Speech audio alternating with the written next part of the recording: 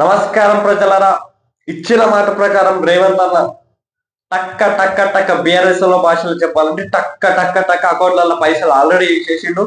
March 31లోగా ప్రతి ఒక్కరికి అన్ని హామీలు, అర్హులు ఉన్న ప్రతి ఒక్కరికి అన్ని హామీలు ఇస్తామని మాట ఇచ్చిండు. అంటే ప్రాసెస్ ఏంటంటే మార్చ్ 31 రేవంత్ అన్న ఎందుకు అన్నాడంటే, కొంతమందికి రావచ్చు, కొంతమందికి రాకపోవచ్చు, కొన్ని తప్పులు ఉండొచ్చు, కొన్ని తప్పులు లేకపోవచ్చు. అంటే ఇప్పుడు కౌలు రైతులకు, అంటే భూమి లేని రైతులకు 12,000 రేవంత్ అన్న ఇస్తుండు. ఆ 12,000 రేవంత్ అన్న ఇస్తే ఎవరెవరికి భూమి ఉందో, ఎవరెవరికి భూమి లేదో, అంటే కొంతమందికి వచ్చే రానోళ్ళకు కూడా వాళ్ళు నిజంగానే కౌలు రైతులు, వాళ్ళకి రాలేవు, అసలు వాళ్ళకి మళ్ళీ అవకాశం ఇవ్వాలి కదా. ఆ సన్నాసులకు వాళ్ళ ఇష్టం వచ్చిన వాళ్ళకి ఇచ్చేస్తే దాని ప్రజా ప్రభుత్వం ఎందుకంటారు, సన్నాసుల ప్రభుత్వం అంటారు. సో అందుకని మార్చి 31 వరకు పెట్టింది. రేషన్ కార్డ్ ప్రక్రియ కూడా గత 10 సంవత్సరాలుగా ఒక సన్నాసి అసలు రేషన్ కార్డు గురించి పట్టించుకోలేదు. ఎందుకంటే వాడు పేదల గురించి మనకు అవసరం లేదు కదా. పేదల పైసలు కావాలా, వాళ్ళ రక్తం తాగాలి, అంతే తప్ప వాళ్ళకి పేదల గురించి అవసరం ఉండదు. కానీ ఇప్పుడు నిరంతర ప్రక్రియగా రేషన్ కార్డు ఇది చేసిర్రు. అంటే ఎప్పుడైనా మీరు అప్లై చేసుకోవచ్చు రేషన్ కార్డు. ఎప్పుడు మీకు కొత్త బిడ్డ పుడితే ఆమె న్యాచురల్ అనుకుంటే ఎప్పుడైనా చేసుకోవచ్చు.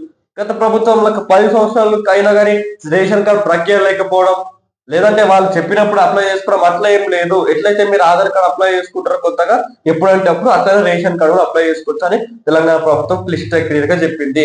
రేవంత్ అని ఇచ్చిన మాట ప్రకారం రైతు భరోసా ఇస్తుండు, కౌలు రైతులకు సహాయం చేస్తుండు, ఇందిరమ్మ ఇల్లు ఇస్తుండు, రేషన్ కార్డు ఇస్తుండు, 4 పథకాలు రప్ప రప్ప రప్ప ఇస్తుండు కదా.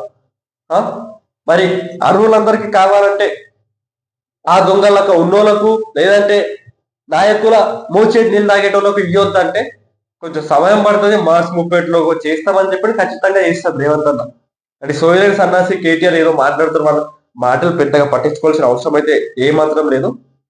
కానీ రేవంత్ అన్న ఇచ్చిన మాట ప్రకారం ఆల్రెడీ రైతు భరోసా పడిపోయి, ఇంకొంతమంది కూడా డైలీ ప్రాసెస్ ఉంటుంది. అంటే ఫస్ట్ 2 ఎకరాల వాళ్ళకు, తర్వాత 4 ఎకరాల వాళ్ళకు, తర్వాత అట్లా ప్రాసెస్ ఉంటుంది. వాళ్ళందరికీ కూడా పడుతూ ఉన్నాయి. దీని వల్ల ఈరోజు రాష్ట్రంలోని రైతులంతా సంతోషంగా ఉన్నారు. ఇంకొన్ని స్కీమ్స్ కూడా రైతుల కోసం తేవాలన్న ఆలోచన రేవంత్ ఉన్నాడు. కాంగ్రెస్ అంటేనే రైతుల ప్రభుత్వం, పేద ప్రజల ప్రభుత్వం, అందులో కొత్తగా చెప్పాల్సిన అవసరం లేదు. సో ఇలాంటివి చాలా వస్తాయి. కానీ ఇలాంటి ఫేక్ మీడియా ప్రచారాలు మేము అసలు పట్టించుకోవడం మానేస్తున్నాం. సో మీరందరూ ఇంకెవరైనా రేషన్ కార్డు అప్లై చేసుకోవాలి కూడా, ఇందిరమ్మ ఇల్లు రానోళ్ళు కూడా వెళ్ళి అప్లై చేసుకోండి. అర్హులు ఉన్న ప్రతి ఒక్కరికి, అర్హత ఉన్న ప్రతి పేదవాడికి ఇందిరమ్మ ఇల్లు వస్తుంది. ఇది రేవంత్ అని ఇచ్చిన మాట, సోనియమ్మ ఇచ్చిన మాట, గుర్తుపెట్టుకోండి.